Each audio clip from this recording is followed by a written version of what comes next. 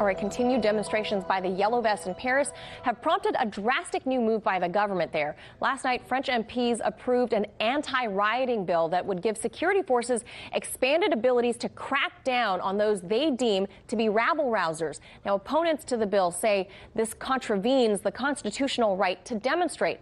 Meanwhile, EU Chief Donald Tusk made some controversial remarks about the Brexit deal that raised many eyebrows. So joining us now to discuss all of these European issues, former UK MP George Galloway. All right, George, under this bill passed by the lower house of Parliament, 387 to 92, it gives provisions to police to arrest those they believe are hooligans. It also comes with a heavy-handed sentence of 6 months prison along with a €7,500 fine. Your thoughts? Well, the first thing is this legislation was actually tabled in the National Assembly before the Yellow Vests ever existed, thus revealing a predetermined plan to crack down on the ancient constitutional rights of the French people, a revolutionary people, a republic literally born in revolution, born on the streets.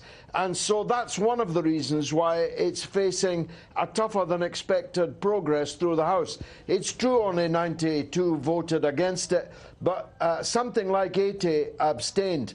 And a key point is 50 of Mr. Macron's own party members voted against it in the National Assembly. More will do so in the upper house. And then the Constitutional Council, which governs and protects the Constitution, is a final hurdle for Macron to cross. And he might not get across it. He might not be able to actually cut a way through what is a growing movement. This week, the mighty trade union, the CGT, left-wing industrial union, millions strong, had a general strike, the second of this emergency, and they've entered the field of battle, thus deepening Mr. Macron's problems. And the ancientness of these this idea of protest has to be grasped. Maybe not in your country and not in mine, but in France they demonstrate more than in any other country in the world, at the drop of a hat and for anything. It really matters to them, Manila.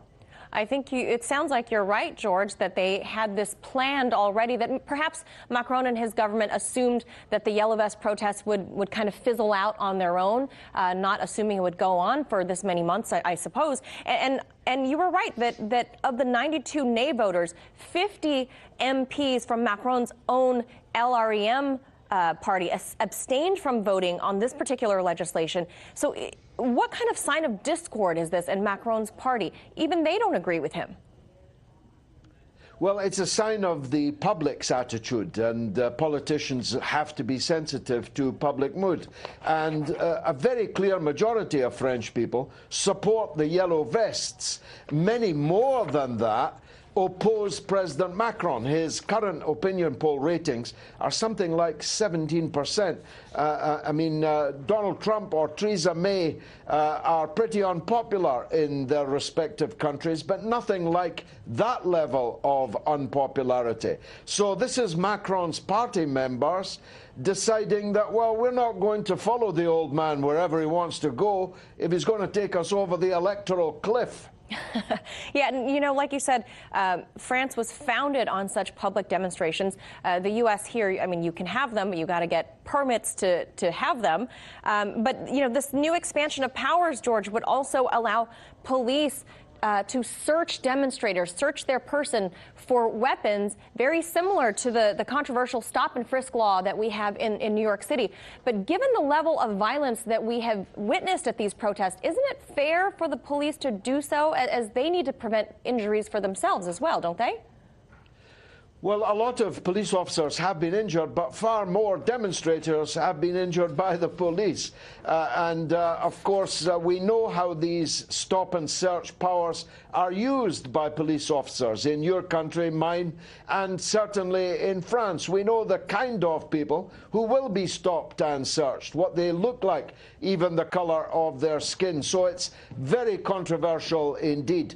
But the most controversial part is that it will give the state the right to ban individuals from going on protests. Yeah. Now, they say it will only affect a few in the beginning, but the beginning is only the beginning. Where that would end might be a real breach of the French people's rights. And now, George, I want to take it back over to the UK, because EU President Donald Tusk last night had some interesting words for folks just like you. I'm talking about those who support Brexit. Let's listen to what he had to say, and then we'll talk about it on the other side. I've been wondering what that special place in hell looks like for those who promoted Brexit without even a sketch of a plan how to carry it safely. All right, George, what does this special place in hell look like from where you stand? Well, it looks like heaven to me. To paraphrase Groucho Marx, I wouldn't want to be a member of a club that was run by a guy like that. Cardinal Tusk, with his unique insight into paradise and its inverse, the bowels of hell. It's a ridiculously incendiary remark for a diplomat to make whilst we're still in negotiations with him. I don't know if he imagines that it will make the British people view the European Union more fondly. If he does, he needs locking up, because it has been treated here as a real national insult. This is not Hotel California, where you can check out any time you like, but you can never leave. We voted to leave, and we're leaving, whether Cardinal Tusk likes it or not. All right. We hope Mr. Tusk is listening. Thank you, as always, for sharing your insights with us, George Galloway.